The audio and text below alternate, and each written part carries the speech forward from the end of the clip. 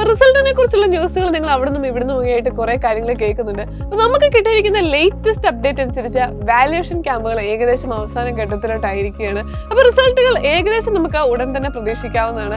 ആദ്യം തന്നെ നിങ്ങൾക്ക് വരാൻ പോകുന്ന +1 ഇംപ്രൂവ്മെന്റ് എക്സാമിന്റെ റിസൾട്ട് ആയിരിക്കും.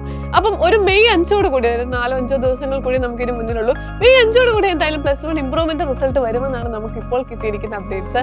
ആൻഡ് ദെൻ അതിലുപരി നമ്മളെല്ലാവരും പ്രതീക്ഷയോടെ ഇരിക്കുന്ന റിസൾട്ടാണ് +2 ബോർഡ് എക്സാം റിസൾട്ട്. മെയ് 10 തന്നെ ബോർഡ് എക്സാം റിസൾട്ടും +2 പബ്ലിഷ് ചെയ്യുമെന്നാണ് നമുക്ക് ഇപ്പോൾ അറിയാനായിട്ട് സാധിച്ചത്. അപ്പം നമുക്കറിയാം +2 എക്സാം അത്രമേൽ ഈസി ഒന്നും ആയിരുന്നില്ല. മോഡൽ എക്സാം കഴിഞ്ഞിട്ട് പബ്ലിക് എക്സാമിലോട്ട് വന്നപ്പോൾ മാറിയ ഒരു ക്വസ്റ്റ്യൻ പാറ്റേൺ ആകെ നമ്മൾ മൊത്തത്തിലൊന്ന് വലച്ചിട്ടുണ്ട്.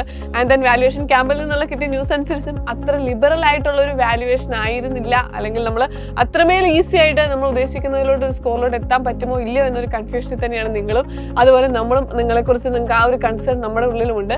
അപ്പൊ എന്തായാലും നമുക്ക് റിസൾട്ട് പ്രതീക്ഷിക്കാം. ശുഭകരമായ റിസൾട്ട് വരട്ടെ എന്ന് തന്നെയാണ് നമ്മൾ ആശംസിക്കുന്നത്. അപ്പം എന്തായാലും റിസൾട്ട് മെയ് 10 കൂടി വരും. അപ്പം ഇപ്പോൾ ഇത് കാണുന്ന +2 സ്റ്റുഡൻസിനോട് നമുക്ക് പറയാനായിട്ടുള്ള കാര്യം എന്താണെന്ന് ചോദിച്ചാൽ, ഈ ക്വസ്റ്റ്യൻ പാറ്റേണിലെ മാറിയ കാര്യങ്ങളാണ് ഇത്രയധികം ഈ റിസൾട്ടിനെ നമ്മളെ പാനിക് ആക്കുന്ന ഒരു കാര്യം. അപ്പൊ അങ്ങനെ ഒരു നെക്സ്റ്റ് ഇയറിൽ നിങ്ങൾ റിസൾട്ട് വെയിറ്റ് ചെയ്യുന്ന സമയത്ത് അങ്ങനെ ഒരു കാര്യം ഉണ്ടാകാതിരിക്കണമെന്നുണ്ടെങ്കിൽ ഡെഫിനറ്റ്ലി നമ്മുടെ ബാച്ചിൽ ജോയിൻ ചെയ്ത് പഠിക്കുക എന്നൊരു കാര്യം മാത്രമാണ്.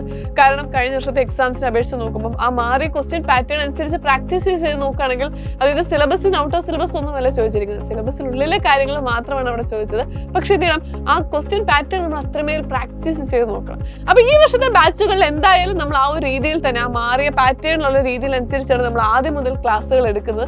അപ്പൊ ഏറ്റവും അവസാന നിമിഷത്തിൽ പഠിക്കുക എന്നൊരു കാര്യം അങ്ങനെ മാറ്റി വെക്കാതെ ഏറ്റവും ആദ്യം തന്നെ ബാച്ചിൽ ജോയിൻ ചെയ്യുക. കാരണം നമ്മുടെ ബാച്ചിൽ എല്ലാ ദിവസവും നമ്മൾ ലൈവ് ക്ലാസ്സസ് പ്രൊവൈഡ് ചെയ്യുന്നുണ്ട്. റെക്കോർഡഡ് ആയിട്ടും ആ ക്ലാസ്സുകൾ നിങ്ങൾക്ക് അവൈലബിൾ ആയിരിക്കും. ഏറ്റവും ഈസി ആയിട്ട് പഠിക്കാൻ പറ്റുന്ന രീതിയിൽ നോട്ട്സും അതുപോലെ ഓരോ ചാപ്റ്റർ കഴിയുമ്പോൾ എക്സാംസും നമ്മൾ നടത്താറുണ്ട്. അപ്പം ഈ മാറിയ രീതി അനുസരിച്ച് നിങ്ങൾ എത്രമേൽ പ്രാക്ടീസ് ചെയ്ത് നോക്കുന്നോ അത്ര ഈസി ആയിട്ട് നിങ്ങൾക്ക് സ്കോർ ചെയ്യാനായിട്ട് പറ്റും.